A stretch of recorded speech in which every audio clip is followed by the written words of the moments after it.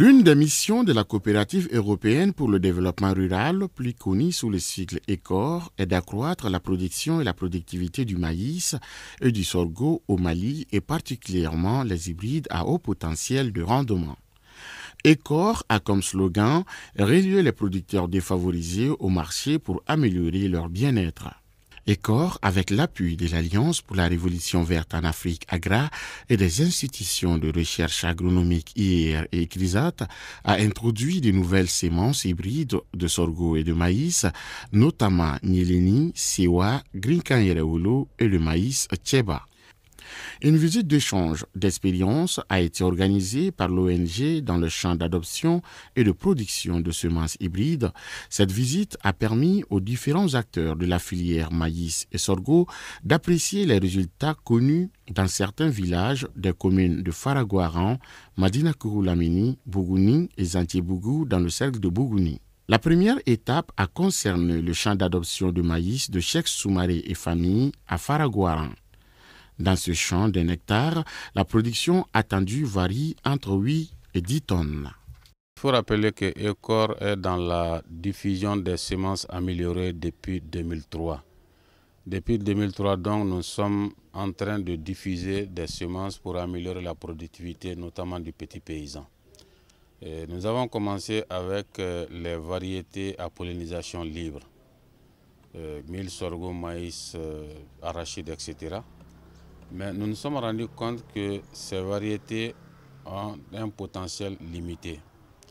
Et si on veut que le petit paysan puisse aussi avoir accès au marché parce que sa production est suffisante, sinon excédentaire, il était bon de changer et d'aller vers les hybrides.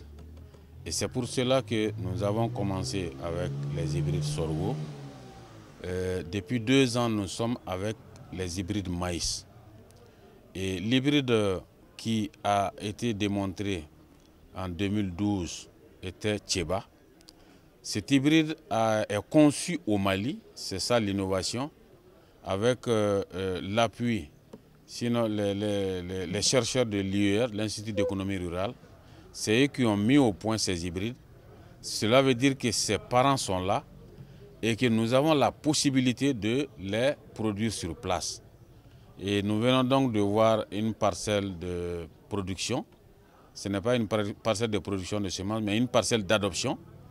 Les gens, depuis la première année, déjà étaient convaincus des résultats que nous avons obtenus. En fait, c'est une initiative effectivement qui contribuera à vaincre l'insécurité alimentaire et à faire en sorte que les gens puissent passer de cette subsistance-là vers la prospérité en matière de développement agricole.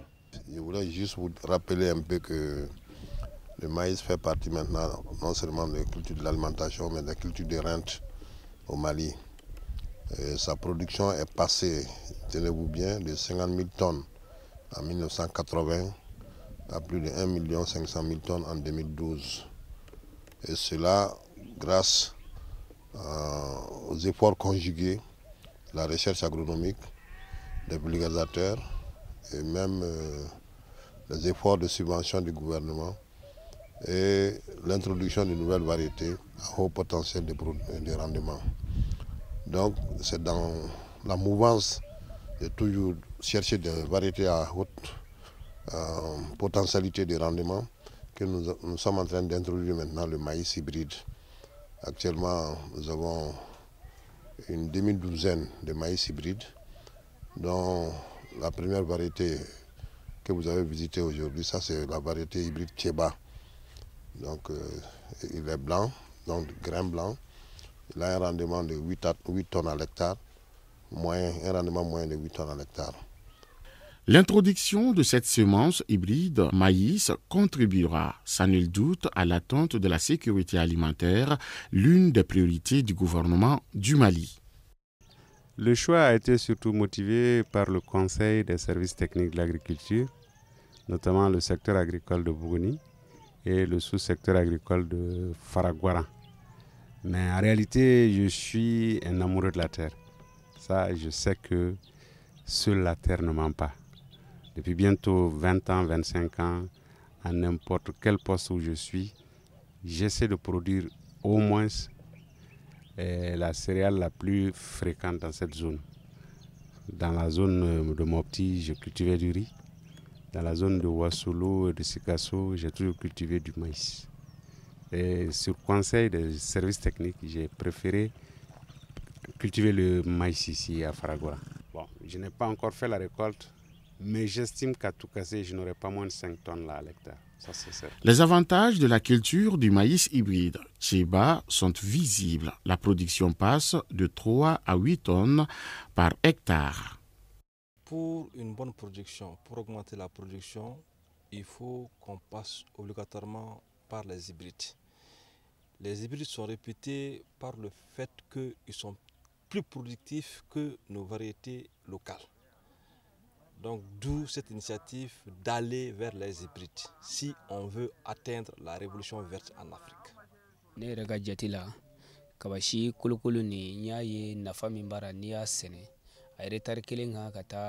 Selon mes expertises, la semence hybride maïs est très rentable.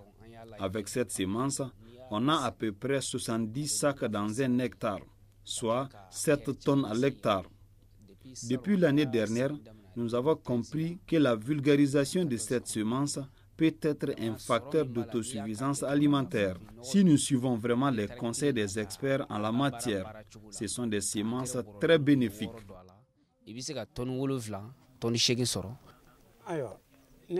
C'est ma première fois de passer à l'expérience et ça m'a beaucoup convaincu. C'est très rentable en rendement que l'ancienne semence que j'utilisais. Le cycle de l'hybride Tcheba est bien adapté aux conditions climatiques du milieu, assurent certains producteurs et élus locaux des localités visitées. Je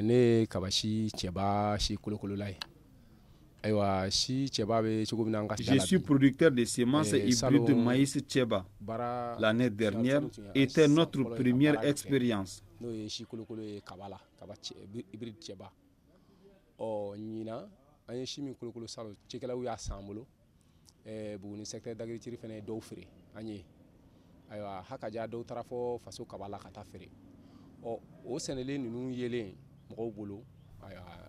Cette année, les cultivateurs ont acheté beaucoup de semences pour passer l'expérience. Tous ont approuvé son rendement et ont vu la différence entre elles et les anciennes semences. Nous produisons pour 8 hectares dans la zone de Bougouni. Cette année, nous avons au moins 3 à 4 tonnes de semences par hectare. Et cela peut donner de 7 à 8 tonnes par hectare à la récolte.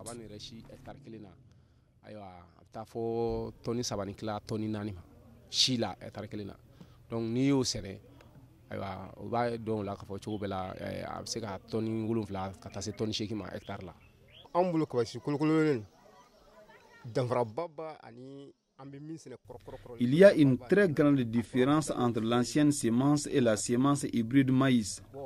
Le prix est aussi abordable par rapport à ce qui est importé. Nous sommes organisés en groupement pour servir de relais dans la distribution de la semence. Nous cultivons 3 hectares pour avoir les semences. Nous avons expliqué aux autres les bénéfices de la culture du maïs hybride. Ils ont compris et ont passé l'expérience. Actuellement, les producteurs sémenciers sont très nombreux chez nous. Moi-même, j'ai fait la culture. Je peux avoir jusqu'à 50 sacs par hectare.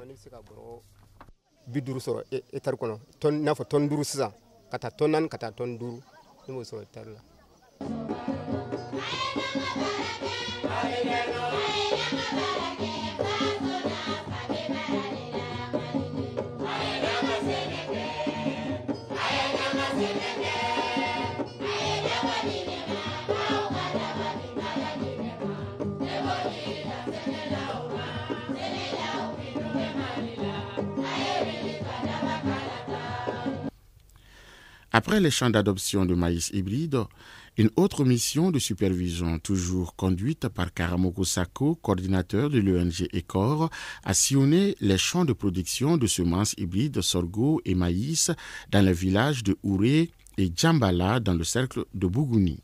Selon les producteurs, l'introduction de ces hybrides de sorgho et maïs leur permet de passer d'une agriculture de subsistance à une agriculture plus rentable, tournée vers le marché.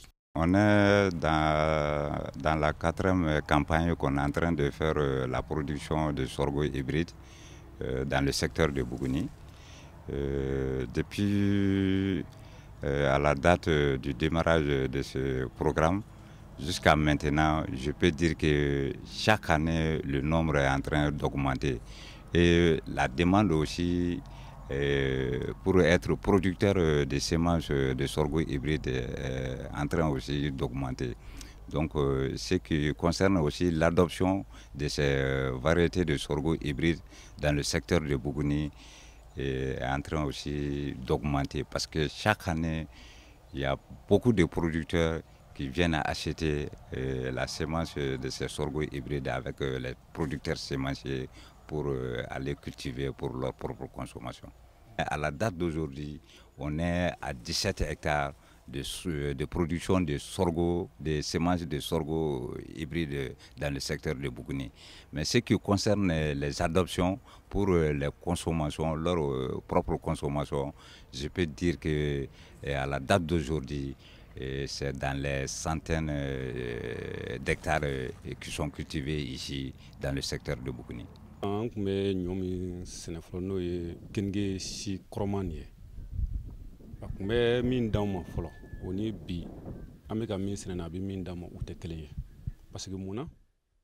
Il y a une très grande différence entre le rendement de l'ancienne et la nouvelle semence. Auparavant, avec l'ancienne, quand on cultive 1 hectare ou plus, on ne dépassait pas 9 sacs. Mais avec la nouvelle semence, on a jusqu'à 30 à 35 sacs par hectare. J'invite chacun à passer l'expérience pour assurer l'autosuffisance alimentaire dans le pays.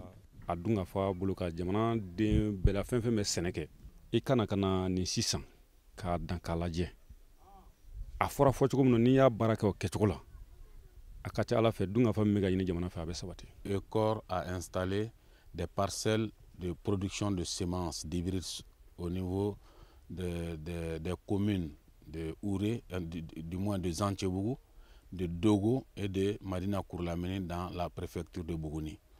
Et donc, cette visite des champs d'expérience s'inscrit dans ce cadre-là pour essayer de montrer à tous les producteurs de la zone, pas seulement de la zone du projet, mais l'ensemble des producteurs de la préfecture et au-delà de la préfecture, partout où les zones agroécologiques sont adaptées à la culture de ces hybrides-là, que ceux-ci soient informés de la présence désormais des hybrides au Mali et disponibles au niveau des coopératives et des compagnies sémencières. Après 3 ans d'activité, d'abord les gens ont fait la différence entre une semence hybride et un OGM. Donc ceci était très important dans la mesure où dans un premier temps, les gens faisaient la grande confusion. Ça c'est dû à la mauvaise information où on ne faisait plus de distinguo entre l'OGM et l'hybride. Mais aujourd'hui, Dieu merci, tout le monde a compris. En tout cas, dans les zones dans lesquelles nous sommes, les gens ont compris ce que c'est qu'une semence hybride. Ça, c'est important. Donc, nous sommes partis, depuis 3 ans, nous sommes partis de 2 hectares. Aujourd'hui, nous sommes à 30 hectares de semences hybrides, maïs et sorgho dans ces zones-là. C'est pour vous dire que les gens ont parfaitement compris. Et les producteurs, ceux-là aussi qui achètent ces semences, ont compris quelle est la différence en termes de potentiel de rendement entre une semence hybride et une semence conventionnelle. C'est ce qui est beaucoup plus encourageant dans l'activité que nous sommes en train de mener. De leur côté, les autorités administratives et politiques ont apprécié cette technique culturelle. Outre ce satisfait-ci, un aspect a retenu leur attention, le suivi des producteurs du début à la fin de la campagne agricole. Avec l'accroissement de la population, le taux de croissance de ce pays-là, si on ne se réfère pas aux techniques nouvelles conseillées par la recherche et la vulgarisation, il serait très difficile pour nous de lutter contre la faim et de promouvoir la lutte contre l'insécurité alimentaire. Parce qu'aujourd'hui, Les superficies emblavées de plus en plus diminuent, les bouches à nourrir augmentent et la technique ne suit pas. Mais seulement, il faudrait que les paysans comprennent que ce n'est pas parce que l'autre l'a fait, il faut que je fasse. Il faut essayer de remplir les conditions pour que la production soit boutée. Ça, c'est le dernier appel que j'ai à lancer à tout le monde. Qu'on écoute les services techniques concernés, l'encadrement, la recherche, qu'on s'y mette. Il y a assez de terre dans ce pays. Et surtout dans cette région, et particulièrement dans mon arrondissement, il y a de très bonnes terres. La pluviométrie est bonne. Il suffit d'y croire et de s'y mettre. Je suis certain que dans moins de 5 ans, on serait un véritable grenier, aussi bien pour le cercle, la région, que même pour le pays. Vraiment, nous avons une mission de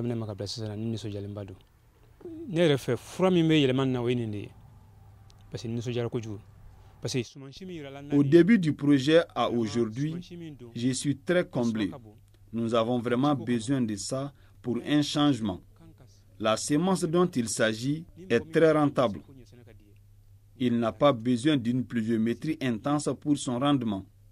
J'invite ceux qui aiment la culture du sorgho à s'approprier de cette semence en maïs comme en sorgho. J'ai compris que toutes les semences hybrides ne sont pas importées, comme je le pensais. Je demande aux producteurs de suivre les conseils des experts pour imposer la culture des semences hybrides.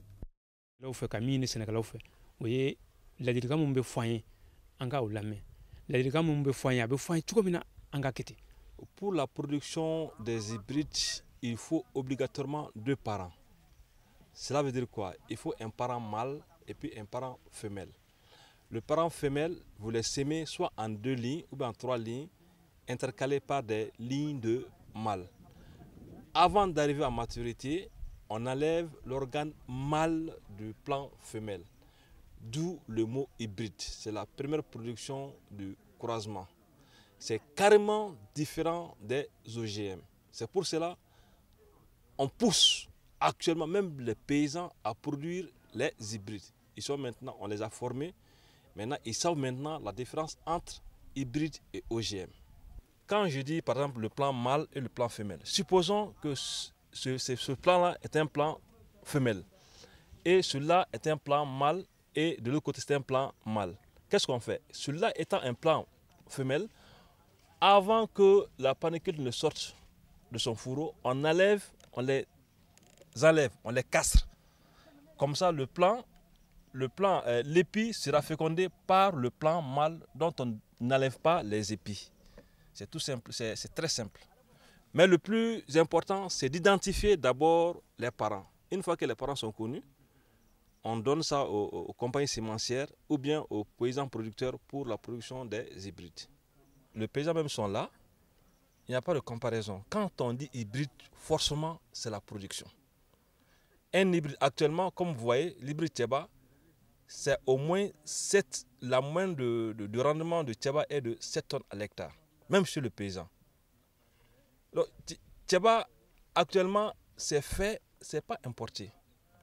Tcheba est fait au Mali par les compagnies sémencières et par les paysans producteurs. Ça veut dire quoi? Ça veut dire que le coût de production des hybrides au Mali est moins cher que les hybrides importés et au même rendement. Vous voyez la différence? Au-delà de cette amélioration de la productivité, le projet a permis d'expérimenter une pratique de commercialisation plus avantageuse pour les paysans, leur permettant d'éviter le bradage de leurs récoltes.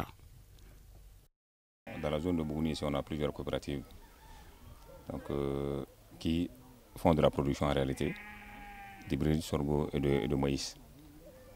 Donc, il est bien quand même de produire correctement et de satisfaire en fait, aux besoins alimentaires. Il est toujours important quand même que, au-delà de la production, il faut aller vers la commercialisation. Donc nous évoluons avec les coopératives pour les aider à comment pouvoir vendre en fait, leur production. Dans un premier temps, il y a des boutiques d'intrants qui ont été mises en place, donc qui leur permettent de stocker, après certification en fait, des semences, ils stockent en fait, les céréales dans la boutique d'intrants. Donc ça permet aux localités environnantes donc, de venir se ravitailler chez un intrant. Ça, c'est un premier aspect de commercialisation. Le second aspect de commercialisation, c'est de tisser des relations avec les coopératives sémencières, telles que Faso Kaba, telles que Comptoir 2000 et autres. Donc, dans un volet où on va de l'avant, les stocks produits en fait, par les coopératives ne pourront pas être consommés par les localités environnantes. Mais il faut penser en fait, à l'ensemble des producteurs du Mali. C'est pourquoi nous coopérons aussi bien avec les coopératives sémencières. Aussi, ce projet de développement agricole aide les coopératives villageoises à tisser des relations avec les institutions financières. Les visiteurs du jour ont été surtout attirés par les magasins de Warantage, qui est un système de crédit rural. Le Warantage est un système de crédit qui permet aux petits producteurs de mettre en garantie les céréales qu'ils produisent, profiter ainsi des bénéfices du marché. En quoi consiste le Warantage? Il s'agit pour les petits producteurs de mettre de côté les quantités qu'ils ne vont pas consommer sur place. Il évite ainsi le bradage. Et une fois que le marché est favorable et que les prix souvent passent du simple au double, ça lui permet de sortir justement ce stock-là et de le mettre sur le marché. Et entre-temps, il prend de l'argent avec les caisses d'épargne de crédit qui lui permet de faire les activités génératives de revenus. Ainsi, il bénéficie non seulement du prix avantageux du marché, mais il bénéficie également aussi de son stock qui est sur place et qui lui permet effectivement d'éviter les commerçants qui prennent ces produits-là à vil prix. Nous tissons des relations avec les institutions financières qui, au mois de novembre, décembre jusqu'en janvier, sont là à secourir en fait, nos différentes coopératives dans le cadre du Warantage. Ils stockent, ils prennent de l'argent avec les institutions financières en tant que crédit.